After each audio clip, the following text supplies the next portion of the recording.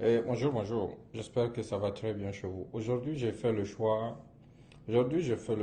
d'aborder un sujet très, très, très important parce que dans cette guerre, la bataille ne se passe pas seulement sur le front, ça se passe aussi sous l'angle de la communication. Malheureusement, beaucoup de nos concitoyens n'ont pas compris ça.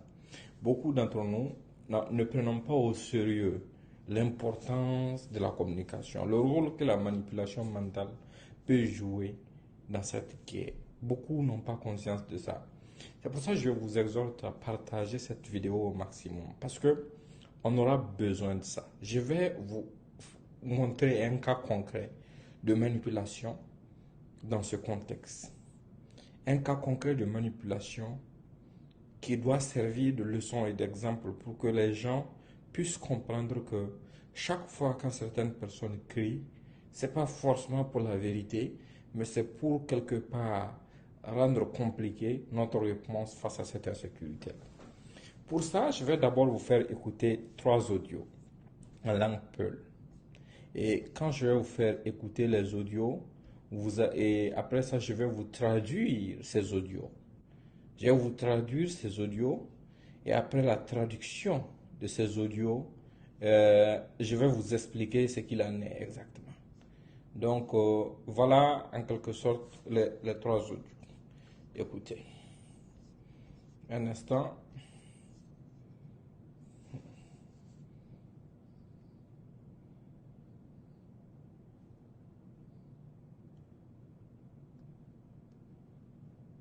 Erbe national on kirnama on yewtama président men e rugga belko e sakiraɓe inne modiɓaɓe on fuu ɗon kirnaɗo on jewta e wallahi warde salmina on sakiraɓe wallahi minen ka ɓuuri amin sahel dowri to wallahi ɓuuri ladde hannde ɓe sukaɓe jokolɓe wallahi ɗum weltaki wallahi mawɓe meɗen wonɓe dowri wallahi mawɓe meɗen wonɓe dowri sahel sinin sakiraɓe ummaki dari ɗon on fuu ɗon ɓe keeɓi hannen faamude hannen luumo e gulguntu laamoyɓe naatiri hadde ɓiɓɓe fulɓe ko wadduno ɗabaji on fuu nanngama e ekewo jonde fala guntu ɗum du oɓe paami hadde gure ɗo ɓiɓɓe fulɓe ko nanga toon ɓena ɓuuri capanɗe woni nombre majƴe jaaɗi heɓaka wallahi wallahi allah nuɓe mi senni allah sakiraɓe hooreɓe fulɓe sini ummaki wallahi allah ko ha ɓe mbiyata ɗum ɓe gaɗanɓe wallahi ɓe gaɗanɓe hoore e nangi luumo gulguntu laawol a sakat i pullo fuu tawaɗe le galbal beyi e baali to wala mo yaadaka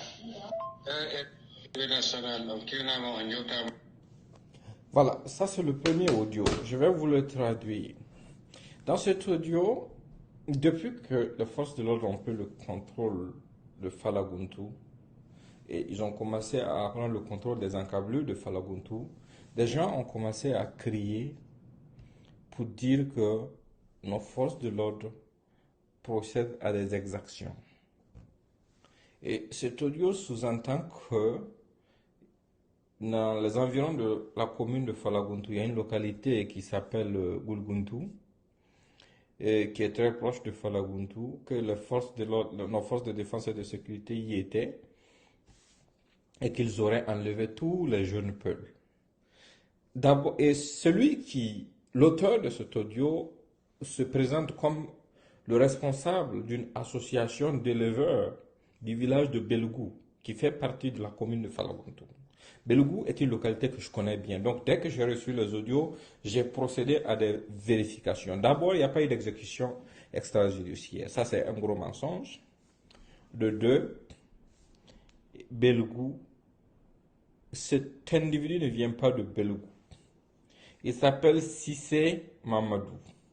Il a un numéro d'Arabie Saoudite.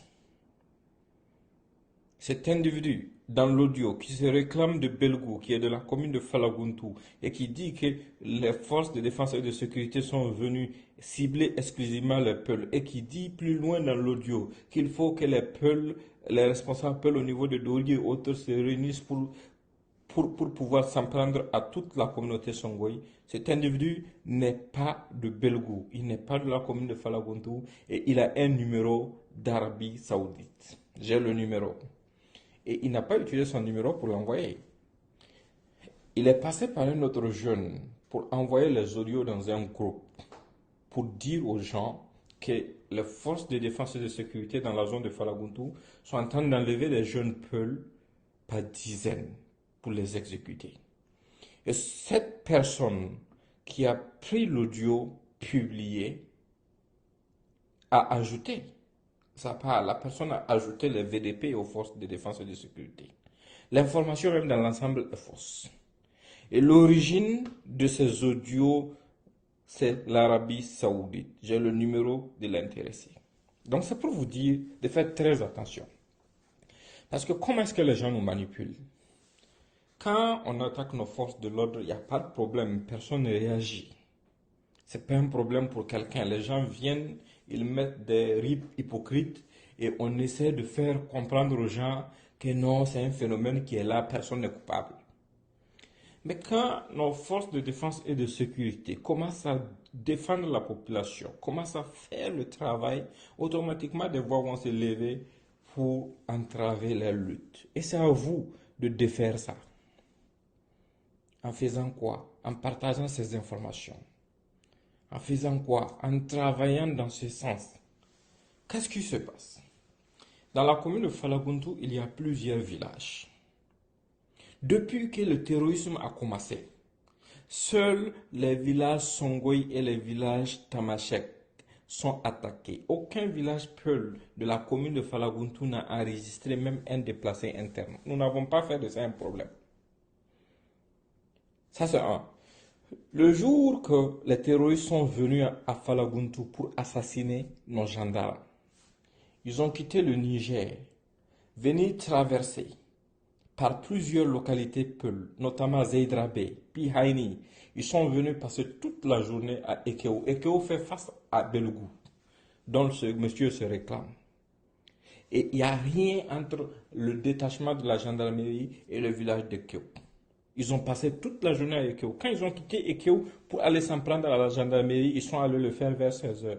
Personne dans ces villages n'a appelé pour informer nos forces de défense et de sécurité. Si ce n'est pas de la complicité, qu'est-ce que c'est?